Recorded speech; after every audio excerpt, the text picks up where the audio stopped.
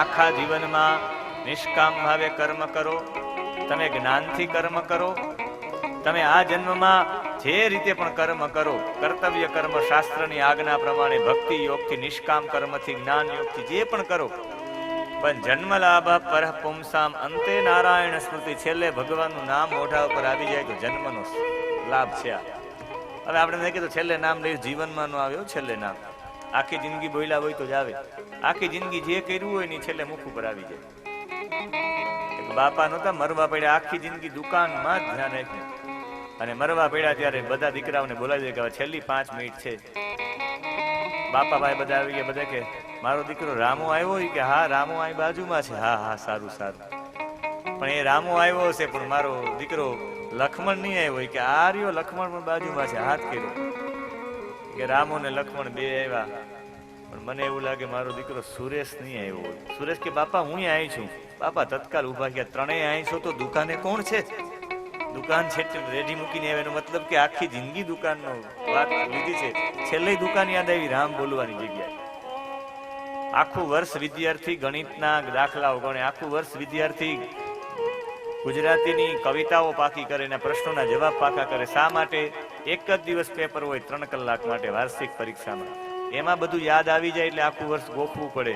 એમાં આખી જિંદગી ભગવાનનું નામ એવા માટે લેવું પડે કે છેલ્લી ઘડીએ તમને નામ મોઢા ઉપર આવી જાય. એટલે આખી જિંદગી જય દ્વારકાધીશ કહેવું પડે, શ્રી કૃષ્ણ શરણમાં એવા માટે કરવું પડે. તારી પાસે તો 7 દિવસ છે, તું જરાય ચિંતા ના કર. અને કહ્યું કે મૃત્યુનો સમય નજીક આવે ત્યારે વૈરાગ્યથી શરીરને કાપી નાખવાનું, શરીરનો મોહ છોડી અને ભગવાનનું ધ્યાન ધરવાનું. આપણે બધા ભગવાનનું ધ્યાન ધરીએ, ખોટી રીતે ધરીએ છીએ. સુખદેવજી કહે છે કે કેવી રીતે ધ્યાન ધરવું જોઈએ. તમે ભાવે ભજી લ્યો ભગવાન, જીવન થોડું રહ્યું. તમે ભાવે ભજી લ્યો ભગવાન, જીવન થોડું રહ્યું. કાંઈક આત્માનું કરજો કલ્યાણ, જીવન થોડું રહ્યું. કાંઈક આત્માનું કરજો જીવન થોડું રહ્યું. એણ દીધેલા કુલ તમે ભૂલી ગયા, દીધેલા કુલ તમે ભૂલી ગયા. એ જૂઠી માયાના મોહમાં ઘેલા થયા. જૂઠી માયાના મોહમાં ઘેલા થયા. જે તો શું ભૂલ્યા છો ભાન, જીવન થોડું રહ્યું. જે તો સંભૂલ્યા છો ભાન, જીવન થોડું રહ્યું.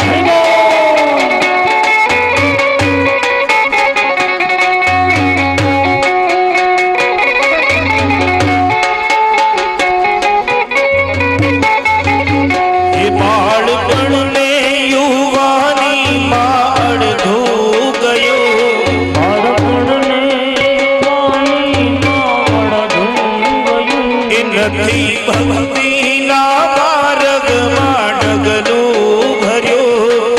નથી ભક્તિના માર્ગમાં ડગલું ભર્યું. એ હવે બાકી છે એમાં ધ્યાન, જીવન થોડું રહ્યું. હવે બાકી છે એમાં ધ્યાન, જીવન થોડું રહ્યું. એ તમે હવે ભજી લો ભગવાન, જીવન થોડું રહ્યું. તમે ભાવે ભજી લ્યો ભગવાન, જીવન જીવન થોડું રહ્યું. ભગવાનના ધ્યાન માટેની વ્યવસ્થા બતાવી છે. ભગવાનનું ધ્યાન ધરવાનું પણ વિરાટ ભગવાનનું ધ્યાન ધરવાનું. આખા આકાશ મંડળમાં ભગવાન જ છે, આખા એવું વિરાટ ધ્યાન ધરવાનું. એક ભગવાન છે, તમે કૃષ્ણને માનો, કૃષ્ણ કેવડા છે તો વિચારવાનું કે જેના પગના તળિયા છે એ રસાતલમાં છે, મહાતલમાં ભગવાનની ઘૂંટીઓ છે, પગની પિંડીઓ તલાતલમાં છે, ભગવાનના ગોઠણ છે એ વિતલ ને અતલમાં છે, અને ભગવાનનું પેટ છે એ ધરતી ઉપર છે, અને પછી ભગવાનની છાતી, ભગવાનનું લલાટ ને ભગવાનનું મસ્તક તો આમ ઉપર છે. એટલા વિરાટ ભગવાન હોવા જોઈએ. અને એવા વિરાટ ભગવાનનું ધ્યાન ધરો તો તમારું ધ્યાન પૂર્ણ થાય. પછી ગઢપણમાં ગોવિંદ ભજાશે નહીં, પછી ગઢપણમાં ગોવિંદ ભજાશે નહીં. એ લોભ વૈભવ અને ધન ને ત્યજાશે નહીં. લોભ વૈભવને ધનને ત્યજાશે નહીં. એ બનો આજથી પ્રભુમાં મસ્તાન, જીવન થોડું રહ્યું. આજથી પ્રભુમાં મસ્તાન, જીવન થોડું રહ્યું. તમે ભાવે ભજી લો ભગવાન, જીવન થોડું રહ્યું. તમે ભાવે ભજ્યો ભગવાન, જીવન થોડું રહ્યું. અહીંયા ભગવાને સત્ય મુક્તિ અને ક્રમ મુક્તિ બતાવ્યા છે. કે પ્રાણાયામમાં તમારે બેસી જાવ, આ કોઈ પ્રયોગ કરવો નહીં, ખાલી સમજવા માટે છે. સદગુરુ વિના કે યોગ્ય માર્ગદર્શક વિના આ પ્રયોગ કરવો નહીં. પણ હવે ભગવાન સુખદેવજીએ બતાવ્યું છે સત્ય મુક્તિ અને ક્રમ મુક્તિ, તો અમારે અહીં ઉલ્લેખ કરવાની જરૂરિયાત છે. પહેલા તમારે જમણા અંગૂઠાથી જમણું નાક દબાવી, ડાબા નાકથી શ્વાસ લઈને ડાબું નાક પણ બંધ કરી દેવું, મુખ પણ બંધ કરી દેવું, શ્વાસને છાતીમાં ઉતારવું, પેટમાં ઉતારવું, ત્યાંથી મસ્તક ઉપર લઈ જવું, ત્યાંથી મસ્તકથી પાછો પેટમાં, પાછો છાતીમાં, અને પાછો નીચે પેટમાં ઉતારેલો. અપાન નામનો વાયુ નીચે છે. મળમૂત્રનો ત્યાગ અપાન નામના વાયુથી થાય. પ્રાણ અને અપાન નામના વાયુને ભેગો કરી દેવાનો, એને ઊંચો લઈ જવાનો. વ્યાન નામનો વાયુ બધી નાડીઓમાં ફરે છે, એને ખેંચી લેવાનું. અહીંયાથી ઉદાન નામના વાયુને ખેંચી લેવાનું. આ બધા વાયુને ખેંચીને અહીંયા લઈ આવીને સમાન નામના વાયુને, જે ભોજન પચાવે છે, 5 વાયુને ભેગા કરી દેવા આ જગ્યા ઉપર, જેને આપણે બધા કહીએ છીએ કે ચક્ર ભેદન. પેલા મૂલાધાર ચક્ર, એટલે મૂલાધાર ચક્ર તમે બેસો છે એ મૂલાધાર ચક્રના આધારે બેસો છો. મૂલાધાર ચક્રમાં ફેરફાર થાય એટલે તમે બેસી ન શકો પલોઠી વાળી. તમારે આ પગની 2 એડી મૂલાધાર ચક્રમાં નીચે અડાડવાની, અને પછી પ્રાણ ખેંચવાનું, જે આ 5 પ્રાણ ભેગા કરવાના. એ મૂલાધાર ચક્રમાંથી પ્રાણને ખેંચવાનો, સ્વાધિષ્ઠાન ચક્રમાં, મણિપુર ચક્રમાં, અનાહત ચક્રમાં, વિશુદ્ધ ચક્રમાં, આજ્ઞા ચક્રમાં, ને અહીંયા 5 પ્રાણ વાયુ ભેગા થઈ જાય એટલે એ 5 વાયુ છે અગ્નિનું રૂપ લઈ લે, અને અગ્નિનું રૂપ લઈને અહીંયા આવી જાય, ને અહીંયાથી જ અગ્નિનું રૂપ હોય એટલે આ ભાગ ફાટી જાય અને ઉપરથી આખું તેજ નીકળી જાય. આને કહેવાય સહસ્રાર ચક્ર, અને ત્યાંથી પ્રાણ જાય તો સૌથી શ્રેષ્ઠ કહેવાય. યોગીઓ પ્રાણ અહીંયાથી છોડે. સંન્યાસી લોકોનો નિયમ હોય, જ્યારે સંન્યાસીનું મૃત્યુ થાય ત્યારે એનો શિષ્ય આવે, હાથમાં શ્રીફળ લઈને ખોપરીમાં મારે, જોરદાર મારે, એ સાથે ખોપરી તૂટી જાય, પ્રાણ ત્યાંથી નીકળ્યો હોય એમ ગણાય. ગળાથી ઉપરના ભાગમાં પ્રાણ નીકળે તો એ શ્રેષ્ઠ કહેવાય, બાકી નીચેના ભાગમાંથી પ્રાણ નીકળ્યો. માણસ ગુજરી જાય ત્યારે એ લઘુ શંકા કરી રહી, સમજવાનું કે ત્યાંથી પ્રાણ નીકળ્યો છે. અમુક લોકોને જાડા થઈ જાય તો સમજવાનું કે પ્રાણ ત્યાંથી નીકળ્યો છે, મળમૂત્રના સ્થાન ઉપરથી. અમુક લોકોની આંખો આમ નીકળી જાય, ચેપડા નીકળી જાય, આંખો બહાર નીકળી જાય, સમજવાનું આંખમાંથી પ્રાણ ગયો. અમુકને સેડા નીકળી જાય, સમજવાનું કે નાકમાંથી પ્રાણ ગયો. અમુકને કાનમાંથી રુધિર લોહી નીકળે, પરવું નીકળે, સમજવાનું કાનમાંથી પ્રાણ નીકળી ગયો. અમુકનું મુખ ખુલ્લું રહી જાય, સમજવાનું મુખમાંથી પ્રાણ ગયો છે. ને અહીંયાથી પ્રાણ જાય સૌથી શ્રેષ્ઠ છે સદ્ય મુક્તિ કઈ છે ને. પણ એ આપણું કામ નથી. પ્રાણને અપાન વ્યાન ઉદાન સમાનને ભેગા કરવાને, એને અગ્નિ પ્રજ્વલિત કરવું, મસ્તક ફાડીને બહાર નીકળે. એના માટે આપણા માટે સહજ રીતે ક્રમ મુક્તિ બતાવી છે.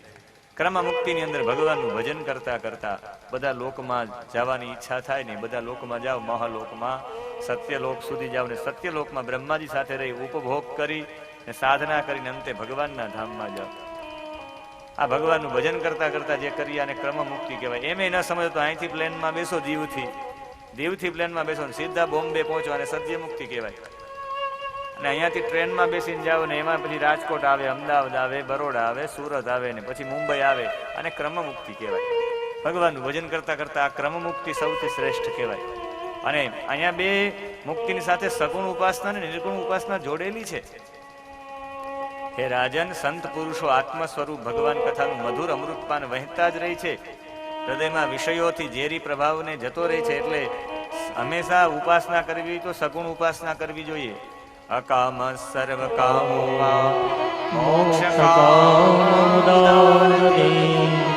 તીવ્રેણ ભક્તિ યોગેન યજેત પુરુષં પરમ.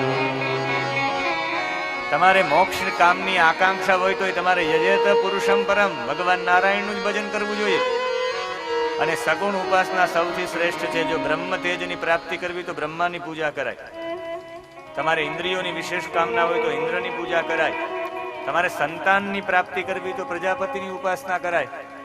તમારે લક્ષ્મીજી જોતા હોય તો માયાદેવીની ઉપાસના કરાય. તમારે ઓજસ્વીતા જોતી હોય તો અગ્નિની ઉપાસના કરાય, અગ્નિની પૂજા કરાય. તમારે ધન વધારે જોતું હોય તો વસુના દેવની ઉપાસના કરાય. તમારે વીરતા જોતી હોય તો રુદ્રની પૂજા કરાય.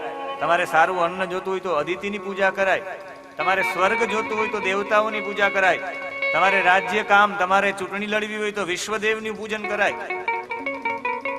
રાજ્ય કામ, વિશ્વદેવસ્તુ રાજ્ય કામ, રાજ્યની પ્રાપ્તિ કરવી હોય તો તમારે આયુષ્ય લાંબુ જોતું હોય તો અશ્વિની કુમારોની ઉપાસના કરાય. આપણે એમ કે અશ્વિની કુમારોની પૂજા કરી તો આયુષ્ય લાંબુ થાય.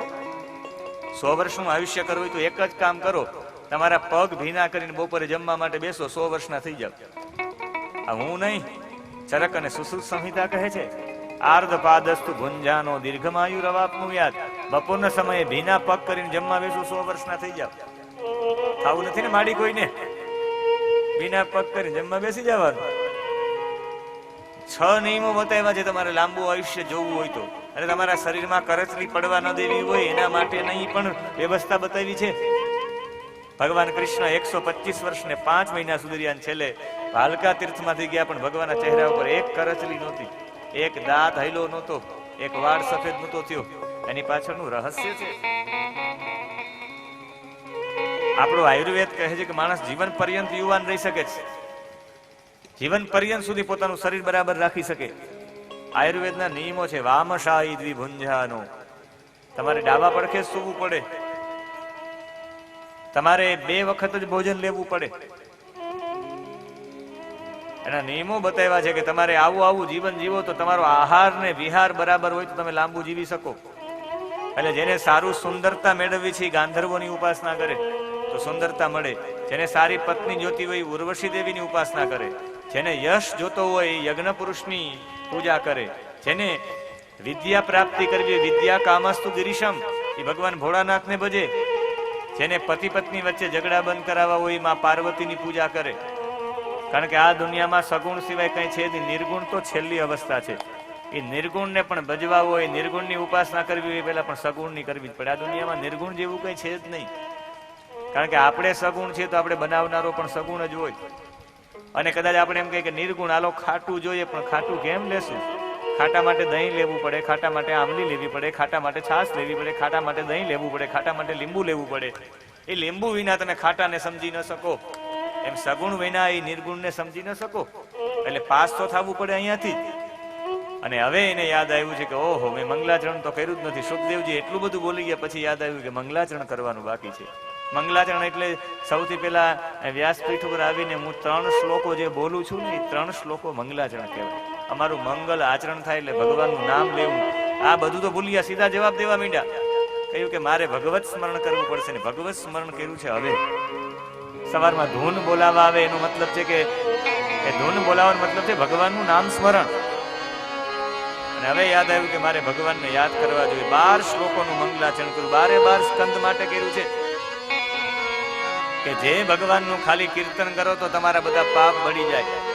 અરે જેના તમે ખાલી દર્શન કરો તો પાપ બળી જાય, જેને વંદન કરો તો પાપ બળી જાય, જેનું સ્મરણ કરો તો પાપ બળી જાય. અરે જેનું પૂજન કરો તો પાપ બળી જાય એમ નહીં, ખાલી જેની કથા શ્રવણ કરો તો પાપ બળી જાય. ધુંધુકારીએ કથા શ્રવણ કરી જેની પાપ બળી ગયા, એવા ભગવાન કૃષ્ણ. અને એવા કૃષ્ણને હું વારંવાર નમસ્કાર કરું છું. સુખદેવજીએ મંગલાચરણ કર્યું છે. કીર્તનમ સ્મરણમ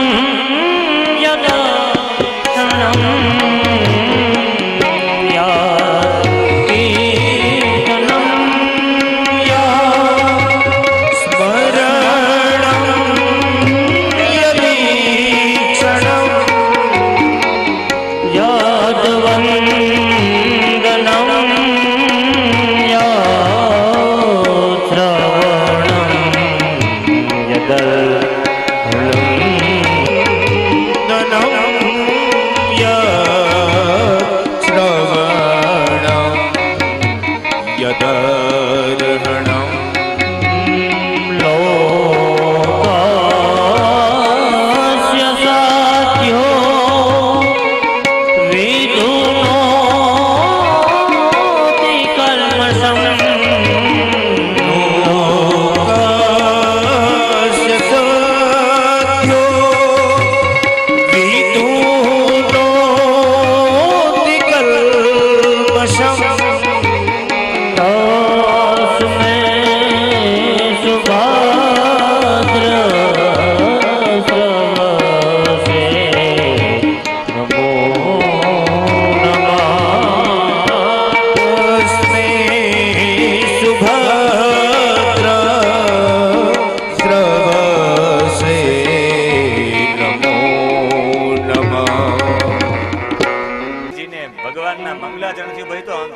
ઉઠાવવાની ઈચ્છા થઈ.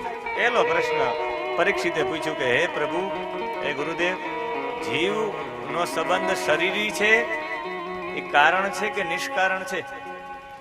જીવનો સંબંધ શરીર સાથે સકારણ છે કે નિષ્કારણ છે? મનુષ્યનું આયુષ્ય કેટલું, પિતૃઓનું આયુષ્ય કેટલું અને દેવતાઓનું આયુષ્ય કેટલું? આ જીવ પંચમહાભૂત સાથે સંબંધ ધરાવે છે ને એના પંચમહાભૂતથી આ શરીર થયું છે તો શરીરમાં પંચમહાભૂત ક્યાં છે? આ કલ્પ એટલે શું? મહાકલ્પ એટલે શું?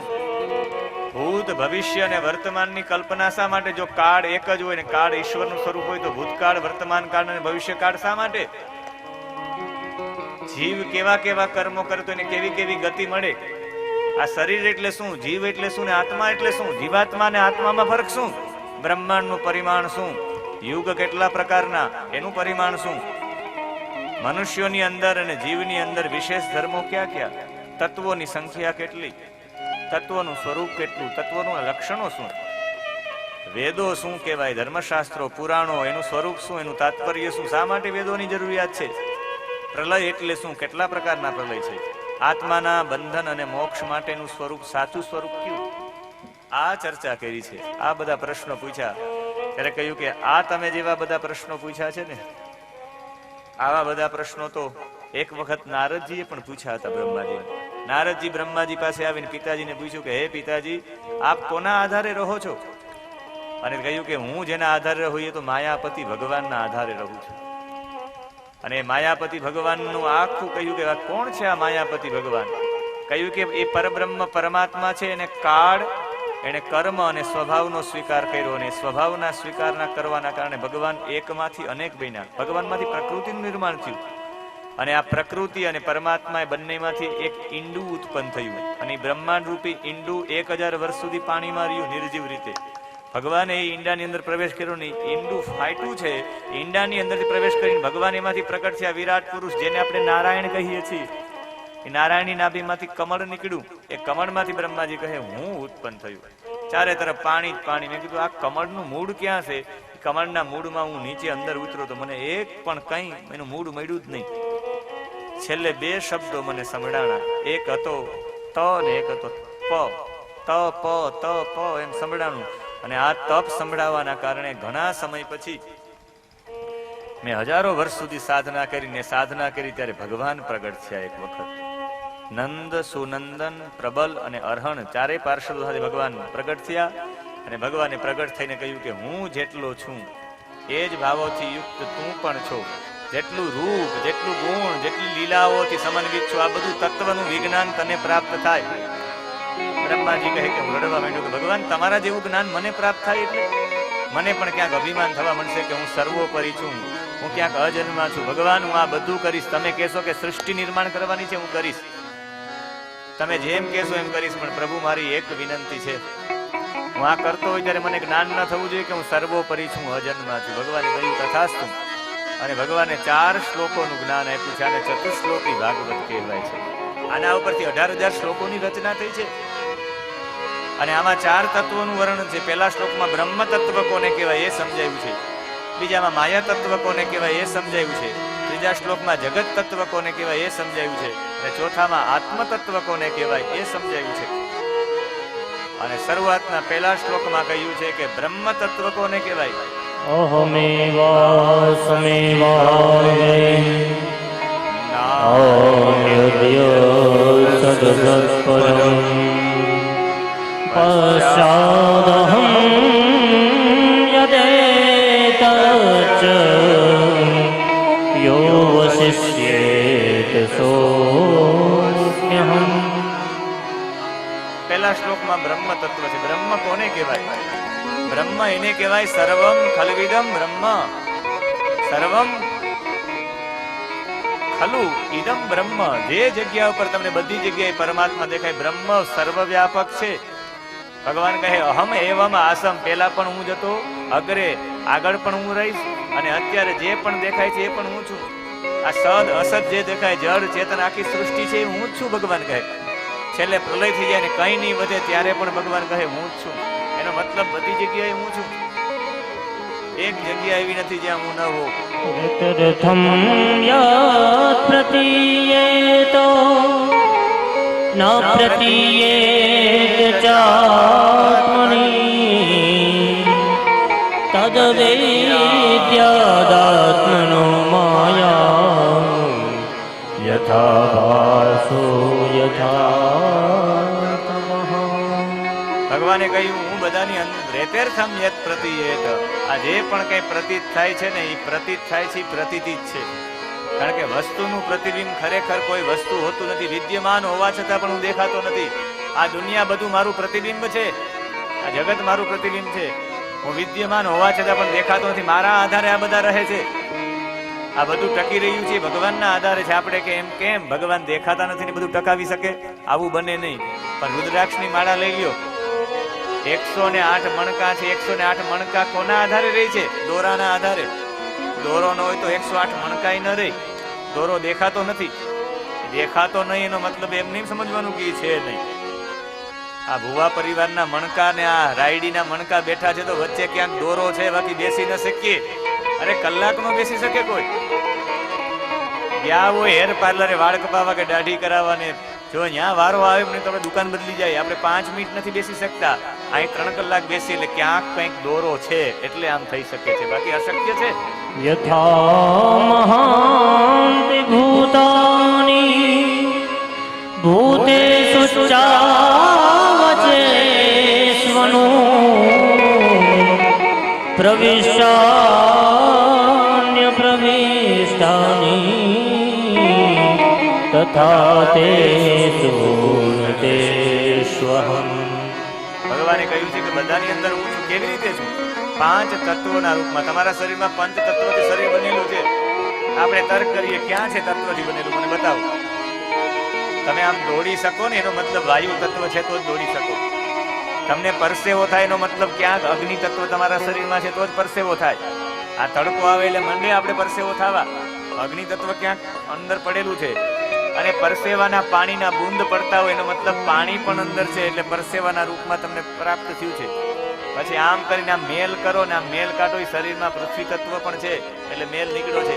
તમે શાંત બેસી શકો એનો મતલબ છે કે તમારી અંદર આકાશ તત્વ છે. આ 5 તત્વો તમારી અંદર ભરેલા જ છે, અને એ ભરેલા છે.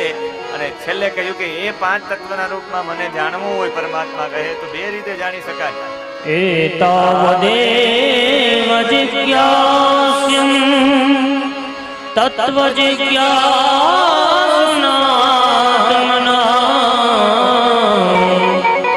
અન્વય વ્યતિરેકાભ્યામ યસ્યાસર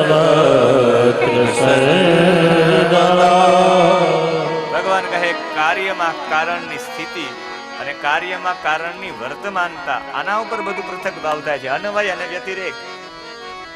આપણે ક્યારેક ક્યારેક જોઈએ કે ઘણા લોકોના પિતાજી ઘણા બધા હોય ને બાળકો ન હોય. પિતા હોય તો પુત્ર ન પણ હોય. એવું ન હોય કે પિતા હોય તો પુત્ર હોય જ. ઘણાને પુત્ર ન હોય, પણ પુત્ર હોય તો સમજી જવાનું કે આનો કોઈ પિતા હોય તો જ પુત્ર થાય. એમ જગતને જોવો એટલે સમજી જવાનું કે એનો જગતનો બાપ જગદીશ્વર હોય તો જ આ જગત ઉત્પન્ન થયું હોય. બાકી જગદીશ્વર હોય ત્યારે જગત ન હોઈ શકે. એક કોઈ માલધારી હતો. માલધારી પણ ક્યાંકથી ભગવાનનું ભજન સાંભળી ગયો હશે. ભજી લેને કીર્તાર, ભજી લેને કીર્તાર. અને આમ લાકડી રાખીને આમ બેઠો હશે, અને લાકડી રાખીને બેઠો હશે ને ગાયો, ભેંસો, બકરા, ઘેટા ચરતા હતા. રાજા ત્યાંથી પસાર થયો, આ ભજનમાં લીન હતો. રાજાએ આવીને તલવાર અડાડી. કીધું એ અહીં સૂતો છે ને અહીંથી રાજા નીકળે માની નથી આપતો કે માફ કરજો માય બાપ, હું ભગવાનના ભજનમાં હતું. કયો ભગવાન? કે કઈ નહીં, જાવ જો. નાના કે કયો ભગવાન? ભગવાન છે જ નહીં, સાબિત કર મને ભગવાન હોય. તારો ભગવાન હોય તો ભગવાન ક્યાં છે એ સાબિત કર. ભગવાન હોય તો એ કરે શું એ મને સાબિત કર. તારો ભગવાન છે તો એનું મુખ કઈ દિશામાં છે એ મને બતાવ, એનો ચહેરો મને બતાવ, મારે જોવો છે. આ ત્રણેય ના જવાબ જો કાલ સુધીમાં તે નહીં આવ્યો તો કાલ ફાંસીના માંચડા ઉપર તને ચડાવી દઈશ. રાજાજી જતા રહ્યા. ગાયો, ભેંસો, બકરા, ઘેટા લઈને ઘરે આવ્યો, પણ રોજનો ક્રમ પ્રમાણે બધાને પોતાના ખીલે બાંધીને ખાટલે બેઠો કે મોઢું પડી ગયું. દીકરી એવી પાણીનો લોટો લઈને બાપાના હાથમાં લોટો આપ્યો. કહ્યું કે આજ કઈ ચિંતામાં લાગો બાપુજી? કે ના ના કઈ નથી. દીકરી એક પાત્ર એવું છે તમારા ઘરમાં કે બાપની ચિંતા એક ક્ષણમાં જ ઓળખી જાય, એનું નામ દીકરી કહેવાય. બાપાએ આખી વાત કરીને કહ્યું કે ચિંતા ન કરો, હમણાં રોટલો ઘડું છું, દૂધ અને રોટલો ખાઈને સૂઈ જાઓ. કાલની સભામાં કહેજો કે આવા નાના પ્રશ્નો મને પૂછવાના ન હોય તો મારી 10 વર્ષની દીકરી જવાબ આપી દેશે, હું આપી દઈ. જાઓ સૂઈ જાઓ. બાપા સૂઈ ગયા. સવાર થયું, દીકરીને લઈને ગયા રાજઘરાણામાં. કીધું કે આવા નાના પ્રશ્નોના જવાબ તો મારી 10 વર્ષની દીકરી આપી દે. કેમ? કે તારો ભગવાન છે તો ક્યાં છે? એને કહ્યું કે લાવો દૂધ. દૂધનો એક મોટો કટોરો રાખ્યો ને કીધું કે સાકર આપો. સાકર નાખી દૂધમાં હલાવી નાખી. પછી કીધું કે આ સાકર ક્યાં ગઈ, મને બતાવશો દૂધમાં? જેમ દૂધમાં સાકર ભળી ગઈ ને એમ મારો દ્વારિકા વાળો દુનિયામાં ભળી ગયો. દેખાતો નથી, બાકી આખી દુનિયામાં છે. શા માટે તમને તમારા પતિ વાલા લાગે? એની અંદર દ્વારકાધીશ છે એટલે. શા માટે તમને તમારો દીકરો વાળો લાગે? એમાં દ્વારકાધીશ છે એટલે. શા માટે તમને તમારા મા બાપ વાળા લાગે? એમાં દ્વારકાધીશ એટલે. શા માટે તમને તમારું ઘર વાળું લાગે? ઓહો મારું મકાન, એમાં દ્વારકાધીશ છે. શા માટે તમને તમારી બાઇક વા જળથી ચેતન લઈ, આ પથ્થરથી લઈ, જમીનથી લઈ, બધામાં ભળેલો છે દ્વારકાધીશ. એ જ સેકન્ડે આપણામાં દ્વારકાધીશ નીકળી જાય ને. જે આપણે પ્રેમ કરતા હોય દીકરાને કીધું સળગાવી નાખો, એ જ બાપાને સળગાવી નાખે. દ્વારકાધીશ છે ક્યાં સુધી વાલું વાલું લાગે? આ બધામાં ભળેલો છે મારો દ્વારકાધીશ. કે તારા દ્વારકાધીશ ભળેલો છે તેનું મુખ તો હોવું જોઈએ ને. એને દીવો પેટાયો કે આ દીવાનું મુખ કઈ દિશામાં છે કહી શકશો? ચારે તરફથી જો તો ચારે તરફ તમને દેખાય ને મુખ. એમ મારો દ્વારકાધીશ આખી દુનિયામાં ભળેલો છે. દરેક તરફ એના મુખ દેખાશે. ક્યાંય એવી જગ્યા નથી જ્યાં એનું મુખ ન હોય. બધી તરફથી જોવે જ છે. એ તો તારો તો દ્વારકાધીશ નું કામ શું? એ ધંધો શું કરે? કે તું મૂર્ખો છે રાજા. ગાદી ઉપર બેસીને કઈ જ્ઞાન લેવાય? જ્ઞાન લેવું હોય તો નીચે બેસવું પડે, પગમાં બેસવું પડે.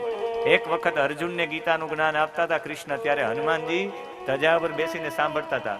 હનુમાનજીને પિશાચ બનવું પડ્યું હતું. જ્ઞાન ઉપર બેસીને લીધું એટલે પિશાચ બનવું પડ્યું હતું. છેલ્લે હનુમાનજીએ કૃષ્ણને કહ્યું મારી મુક્તિ. ભગવાને કહ્યું પિશાચ નામનું ભાષ્ય લખો ગીતાજી ઉપર તો મુક્તિ થાય. એટલે જ્ઞાન ઉપર બેસી ન લેવાય. તદ્વિધિ પ્રણિપાતેન પરિપ્રશ્નેન સેવયા ઉપદેક્ષ્યંતિ તે જ્ઞાનમ જ્ઞાનીન તત્વદર્શિન. શ્રીમદ ભગવદ ગીતા કહે કે સેવા કરવી પડે, પ્રણિપાત પ્રણામ કરવા પડે, અને પછી પરિપ્રશ્ન કરો ત્યારે જ્ઞાન મળે.